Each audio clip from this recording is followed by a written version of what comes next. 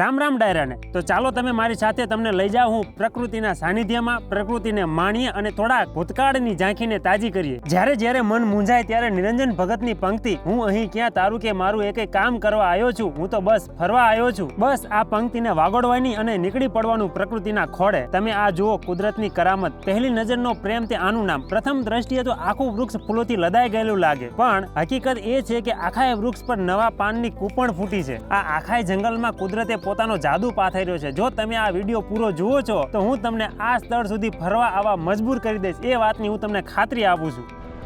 તો અમે જઈ રહ્યા છીએ જંડ હનુમાનજી મહારાજના મંદિરે, જે જાંબુઘોડાથી આગળ જતા જંગલની અંદર આવેલું છે, જાંબુઘોડા અભયારણ્યની અંદર. અત્યારે ઓહો ઓર્ચિડ, આ જુઓ તમે ઓર્ચિડ. ચોમાસાની અંદર તો બહુ જ મજા આવે, પણ અમે ખરા ઉનાળે જઈએ છીએ તોય વાતાવરણ એટલું આહલાદક છે, બહુ મજા આવે એવું છે.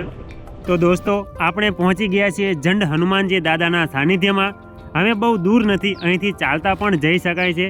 રસ્તાની આજુબાજુ અને વનની વનરાજીમાં પાનખરની અસર દેખાઈ રહી છે. પાનખરમાં પણ આવા રસ્તે ચાલવાનો લાહો મળે એને પણ સદભાગ્ય જ કહેવાય. આ કાળઝાળ ગરમી અને ધોમ ધકતા તાપમાં પણ અમુક વૃક્ષોએ પોતાની કાયાને લીલી રાખવા માટે ભારે પરિશ્રમ કર્યો છે. આ જે તમને અત્યારે જે વૃક્ષો દેખાઈ રહ્યા છે, એ જો તમે જુલાઈ પછી તમે અહીંયા મુલાકાત લો છો તો એકદમ લીલાછમ લાગશે અને આજુબાજુમાંથી તમને ઝરણાઓનો નજારો પણ જોવા મળશે. હવે રખડપટ્ટી શરૂ કરતા પહેલા તરબૂચને ન્યાય આપી દઈએ, જેથી કરીને 5 કિલો વજન ઓછું થાય. પૂછી થઈ છે પાર્ટી, પણ 5 કિલો તરબૂચ ઠપકાય. એટલે જો તમે જમાવટ કરવાની, મોજ કરવાની, રખડવાનું, ખાવું પીવાનું, આનંદ કરવાનો. હા, અમાર ભાઈ છે સુરત થી રખડવા આવ્યો છો યાર, જોરદાર છે. અમે છીએ જંગલમાં, જંડ હનુમાન દાદાએ જવાયા છે અને આ બધા એટલું તરબૂચ ખાઈ જાય કે નાના હુનું પાડા ધરે છે. કઈ રહેવા દીધું નહીં, બધું પૂરું કરી નાખ્યું. હવે એક મંદિરના અવશેષ દેખાય છે, ત્યાં આંટો મારવા જઈએ છીએ. આખું જંગલ છે, પણ અત્યારે પાનખર છે એટલે બધા પાંદડાઓ ખરી ગયા છે. જોઈએ એટલી બધી લીલોતરી નથી, પણ તોય ફરવા લાયક તો ખરું જ. હવે આ જો કોઈ મંદિર છે ને જૂના અવશેષો છે,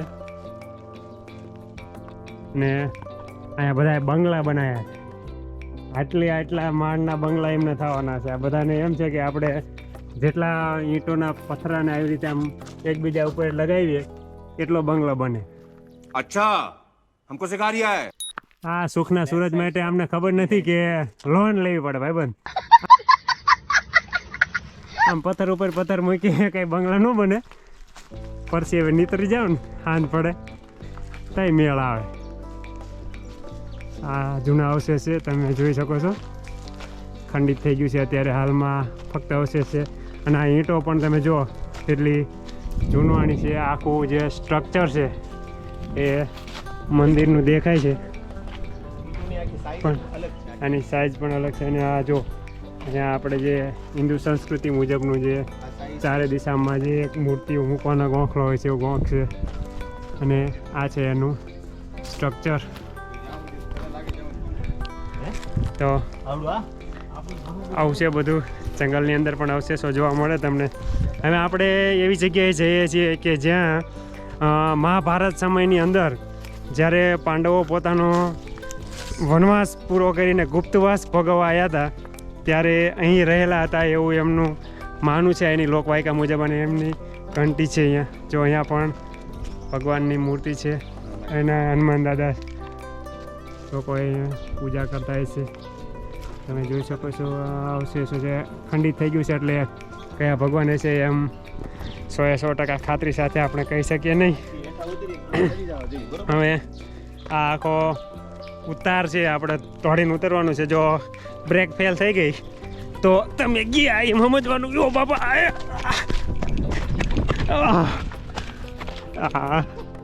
આને કહેવાય વાંદરા વેડા. અમારે સતત ને સતત ચાલતા હોય આવું બધું ક્યારેક ગોથું ખાઈ જાય હોય એનું કંઈ નક્કી ન હોય કારણ કે બ્રેક રહેવી જોઈએ. જો બ્રેક ન રહે તો પછી તમે ક્યાં જઈને અટકો એનું કાંઈ નક્કી ન હોય. પણ હવે તમને હવે આમ બતાડું હું ભીમની ઘંટી કે જ્યાં ભીમ બધા પાંડવો માટે દળનું દરતા હતા. જો અહીંયા લખ્યું છે તમે વાંચો કે પાંડવો વનવાસ દરમિયાન ભીમ અહીં અનાજ દળતા હતા. તો આ તમે જોઈ શકો છો ભીમની ઘંટી. આ એના જે પડ્યા છે એ કેટલા મોટા છે તમે જુઓ. આ મોટી ઘંટી છે એટલે ભીમને જમવાનું જાજુ જોતું હતું એટલે એનો હાથ બડુકો હતો એટલે પછી બનાવવા માટે વધારે જ જોઈએ. અને આ બાજુ જે તમને દેખાય છે એ છે જંગલ જંડ હનુમાન. જડ હનુમાને અને આ ભીમની ઘંટી છે એના દર્શન કર્યા આપણે. તો અહીં શ્રદ્ધાળુ લોકો આવે છે જંડ હનુમાને બધા દર્શન કરવા માટે. તમે જોયા એક ભાઈ આવ્યા હતા દર્શન કરવા, એમ બધા લોકો આવતા હોય છે. અને ખાસ કરીને ચોમાસાની અંદર વધારે પબ્લિક આવતું હોય છે. આપણે છીએ જંડ હનુમાન અને અહીં અમુક મંદિરના અવશેષો જે છે તમને બતાવું કે જેમાંથી હવે વૃક્ષો ઉગી ગયા છે. અને અહીં જો તમે આ વાંદરાઓ જો આરામ ફરમાઈ રહ્યા છે. અને આ જે જૂના ઇતિહાસો આ ખાંભી છે પૂરા દાદાને. જો તમે આ જે સ્ટ્રક્ચર છે એમાંથી પણ આવડું મોટું વૃક્ષ ઉગી ગયું છે. પ્રકૃતિ પણ ગમે ત્યાં ખીલી જાય છે. તમે જો આ દરવાજો એમનો એમ જ છે પણ ફરતી બાજુ તમે જુઓ તો વૃક્ષ છે. હવે આ છે અહીં વાનરો. અને અહીં જમવાનું પણ તમને દેશી વસ્તુ મળી રહે જેમ કે તમારે મકાઈના રોટલા છે અને ભજીયા છે, એવો બધો નાસ્તો પણ મળે છે અહીંયા. આ છે જંડ હનુમાન. હાલમાં તો અહીં જો શેરડીનો રસ તમે પી શકો છો. મતલબ કે જે નેચરલી વસ્તુ છે જે ભેળસેળ વગરની એવી વસ્તુઓ તમને અહીંયા ખાવા પીવા મળી જાય છે. આ દેશી હોટલ છે. ભજીયાનો અને એનો બધો નાસ્તો તમને મળે છે. મકાઈના ડોડા છે વગેરે વસ્તુ પણ તમને અહીં ખાઈ શકો છો. હવે આપણે અહીં જે કૂવો છે એ જોવા જઈએ. એમાં એવું છે એના વિશે એવી લોકો આયકા છે કે અર્જુને તીર મારેલું અને એ કૂવો બનેલો. તો જોઈએ આપણે કે પાંડવો વનવાસ દરમિયાન જ્યારે દ્રૌપદીજી તરસ્યા થયા ત્યારે અર્જુન દ્વારા ત્યાં તીર મારી અને પાણી કાઢવામાં આવેલું. હાલમાં એ કૂવો છે અને એ કૂવામાંથી પાણી ઉનાળામાં પણ ખૂટતું નથી. અત્યારે આપણે આવ્યા છીએ ખરો ઉનાળો છે પણ હજુ તમે જુઓ તો પાણી એક જ ધારું ત્યાં ચાલુ જાય છે. અને અહીંના લોકો પણ એ પાણીનો ઉપયોગ કરે છે. આ તમને બતાવું, તમે જોઈ શકો છો. આ છે એ કૂવો કે જે અર્જુને બાણ મારીને આપણે પહેલાં જોઈએ લખ્યું છે કે પાંડવો વનવાસ દરમિયાન દ્રૌપદીને તરસ લાગતા અર્જુને દ્રૌપદી માટે બાણ મારીને પાણી કાઢેલું એ આ જગ્યા જે આ કૂવો છે. એને આપણે ત્યાં જઈને જોઈએ. કૂવાના દર્શન કરીએ. આ બધું પબ્લિક અહીંયા કણે આવેલું છે દર્શન કરવા દાદાના. અને આ તમે જોઈ શકો છો આ છે એ કૂવો. કૂવાની અંદર એકદમ ચોખ્ખું પાણી છે. અને આ પાણીનો ઉપયોગ અહીંના પીવામાં અને આ મંદિરે જે જંડ હનુમાનનું મંદિર છે એના માટે કરવામાં આવે છે. અહીં વાનરોની સંખ્યા બહુ જ બધી છે. તમારે ધ્યાન રાખવું પડે કારણ કે તમારા સામાનને ક્યારે ઝૂંટવીને લઈ જાય એનું કંઈ નક્કી નહીં. આ તમે જો આ બધે આખો જંગલ વિસ્તાર છે અને અહીં વાંદરાઓ પણ એટલા બધા છે. અને માણસો અહીં દર્શન કરવા હજુ આવી રહ્યું છે.